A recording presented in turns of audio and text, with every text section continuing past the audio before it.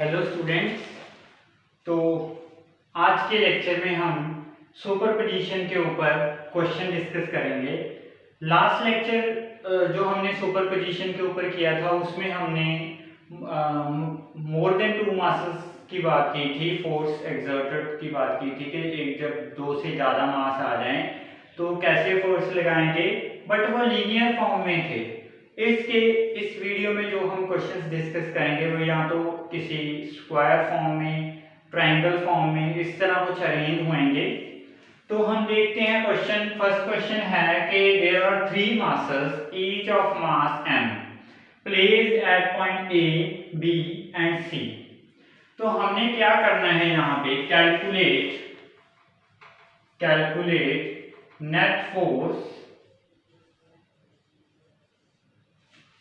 on mass m placed at point C। ये जो triangle है हम इसको लेंगे कि इक्विलैटरल ट्रायंगल की फॉर्म में जो मास है ये रेंज है। इक्विलैटरल ट्रायंगल जो है उसका एंगल आपको पता है 60 60 60। सारे एंगल जो हैं, थ्री एंगल्स हैं, वो 60 60 60 होंगे। तो हम फोर्स कैसे कैलकुलेट करेंगे? हमने फोर्स कैलकुलेट करनी है ऑन दिस चार्ज, ये वाले मास पे, जो सी पॉइंट पे मास m पड़ा है उस पे फोर्स कैलकुलेट करनी है। तो हम कैसे करेंगे?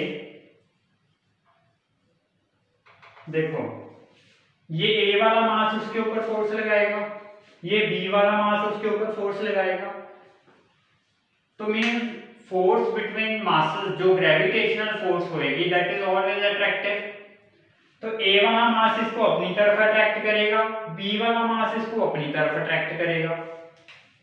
इसको लिख दिया मैंने F A लिख दिया, और इस फोर्स को मैंने F B लिख दिया। F A क्या है? जो A वाला मास C वाले मास के ऊपर लगा रहा है, नोटेशन कोई भी हो सकती है। तो F A मैंने लिख लिया। अगर ये इक्विलैटरल ट्रायंगल है, इसकी हर एक साइड को मैंने A लिख दिया, तो F A की वैल्यू आ गई G M इंटू M। तो ये बन गया m square by distance between these masses कितना है? a, तो a स्क्वायर। ग्रेविटेशनल फोर्स का हमने किया था g m1 m2 by r square. m1 m2 दो मासेस थे और r उनके बीच डिस्टेंस था। यहाँ पे दोनों मासेस m है और distance between them is a। अगर मैं fb की बात करूं, fb है जो, that is G M square by A square. ये भी mm मासेस हैं, distance between them is a। Okay, तो एफ ए भी लग गया, बी भी लग गया। अभी नेट फोर्स कैसे बनेगी? ये दोनों फोर्स, उसमें तो लीनियर फॉर्म में था, जिस डायरेक्शन में ज्यादा फोर्स आ जाती थी हम उसको स्मॉल वाली उसमें से माइनस करके नेट फोर्स निकाल देते थे। बट अभी ये वाली दो फोर्सेस हैं, ये किसी एंगल पे एक्ट कर रही हैं। तो इक्विलैटरल ट्रायंगल मैंने यहाँ पे बोला है, मैंने इक्विलैटरल ट्रायंगल की फॉर्म में इनको अरेंज किया है। तो मीन ये वाला एंगल 60 होएगा, ये वाला भी 60 होएगा, ये वाला भी 60 होएगा। अगर मैं इसका बनाऊं, एफ ए है ये वाली फोर्स, एफ बी है ये वाली force, angle between them is 60 degree.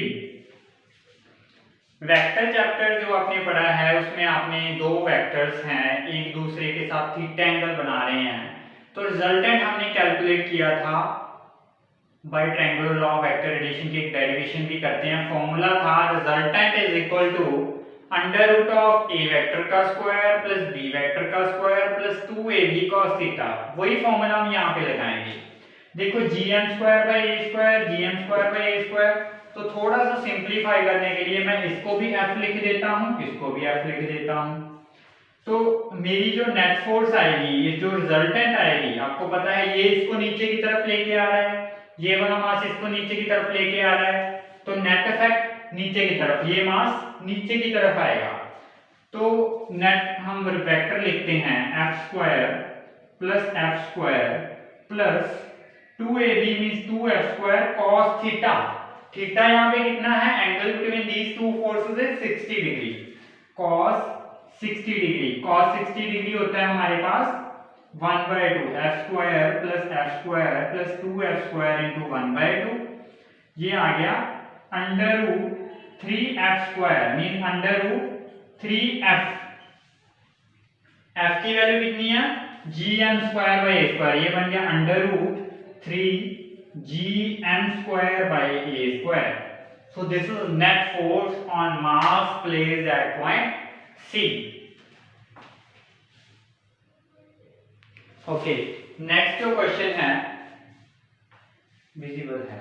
Okay, ये तो ट्रायंगुलर फॉर्म में अरेंज थे, अब मैं मासेस को अरेंज कर दूंगा किसी स्क्वायर फॉर्म में। इसको अरेंज कर रहा हूं, नोट कर लेना वीडियो पॉज करके।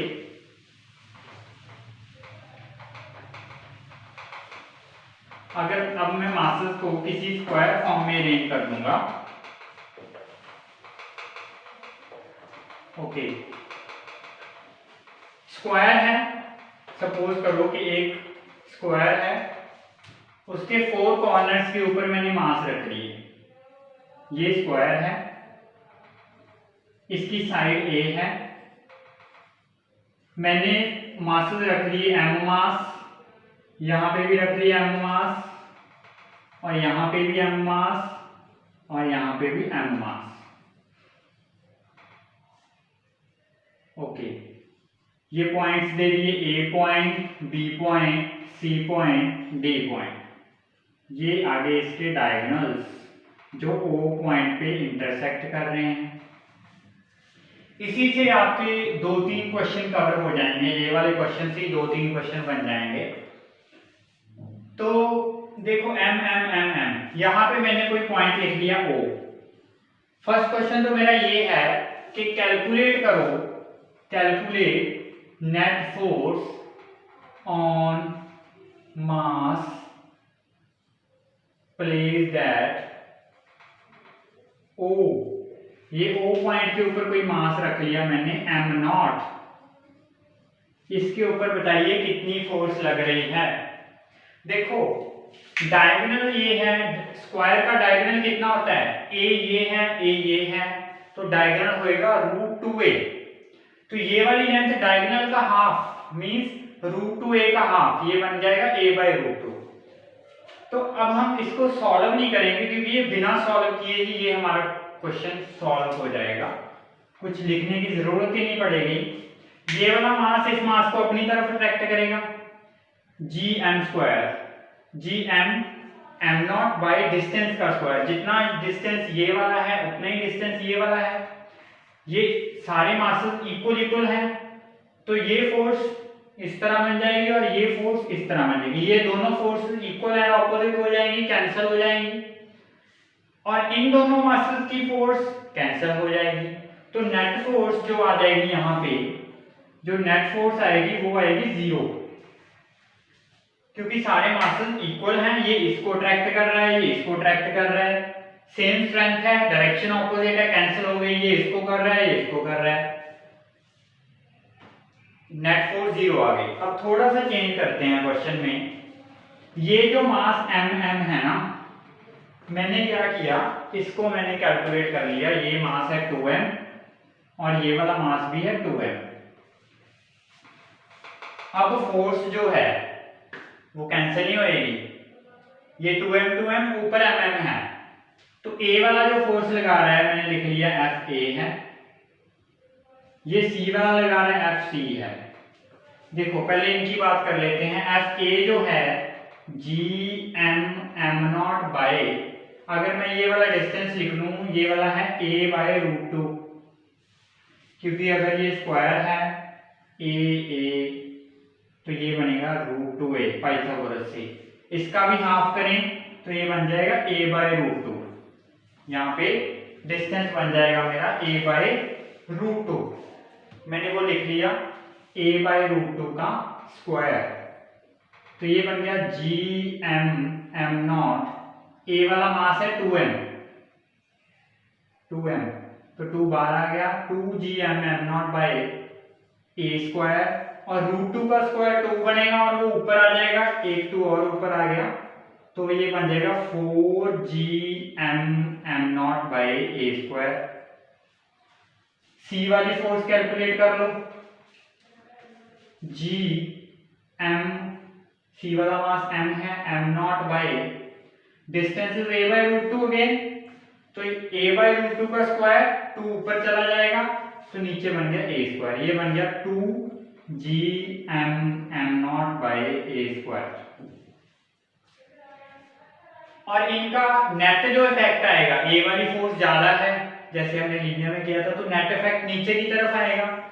तो a प्लस सी जो बनेगा मेरा, a और c का जो रिजल्टेंट बनेगा, अगर इन दोनों फोर्सेस का मैं नेट निकाल लूं तो वो बनेगा 4GM_m0/a² में से ये वाली माइनस कर दी और ये बन गया 2GM_m0/a²। इस तरह ये नीचे की तरफ आ गया ए और सी का रिजल्टेंट। और जो मेरा बी और डी का बनेगा, बी वाला 2m है, डी वाला m है, सेम इस तरह फोर्स आएगी और बी और सी का भी मेरा रिजल्टेंट बनेगा 2GM_m0/a²। कैसे बनाया? जैसे ए और सी का बनाया, ए वाली फोर्स निकाल ली, सी वाली फोर्स निकाल ली, दोनों का रिजल्टेंट ए वाला ज्यादा है, लाइन ए की लाइन के लॉन्ग फोर्स एक्ट कर रही है, तो नेट फोर्स किस तरफ होगी? जिस तरफ ज्यादा फोर्स है। तो लार्ज फोर्स में से स्मॉलर माइनस कर दी तो 4GM_m0/a² में से 2GM_m0/a² माइनस कर दिया तो ये रिजल्टेंट आ गया। और बी और सी का भी सिमिलरली रिजल्टेंट आ गया और वो बनेगा इस तरफ।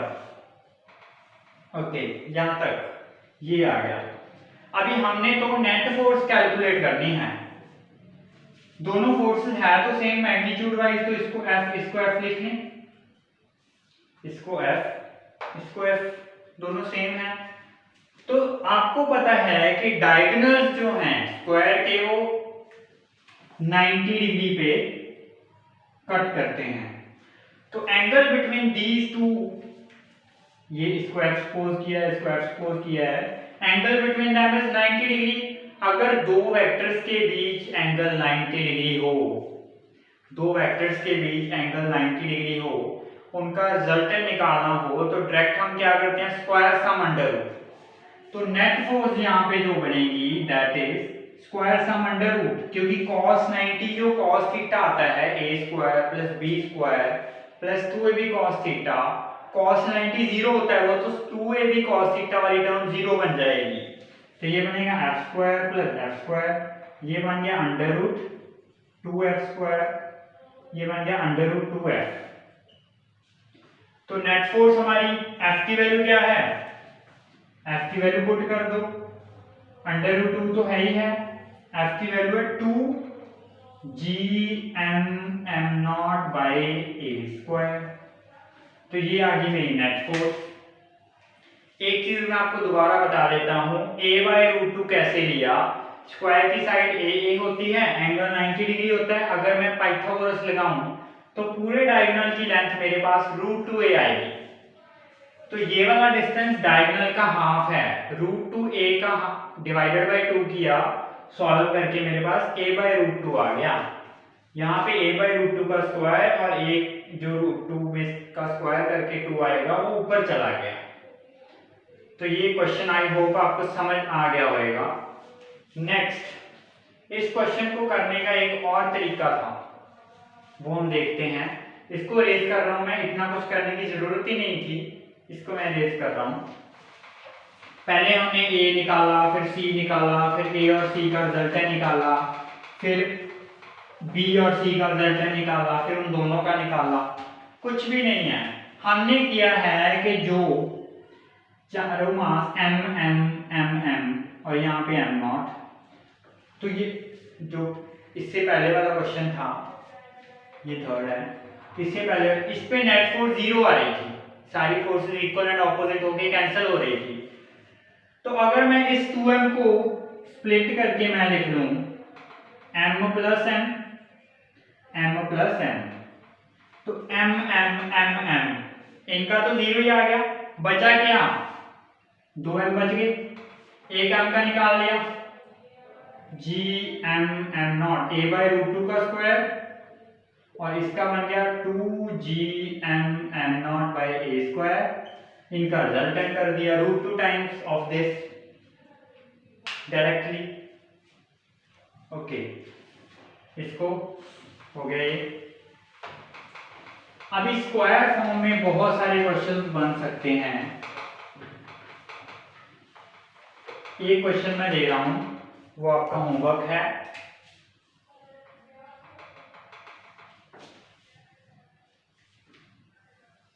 स्क्वायर है, ए साइड है, और यहां पे मास पड़ा है m, यहां पे मास m, सेम मास है, यहां पे भी मास m और यहां पे भी mass m। A point, B point, C point, D point. तो यहां पे आपने कैलकुलेट करना है net force on mass placed at D. Calculate net force on mass placed at point D. Okay, तो ये कैलकुलेट करना है। कैलकुलेट करके इसका जो आंसर आएगा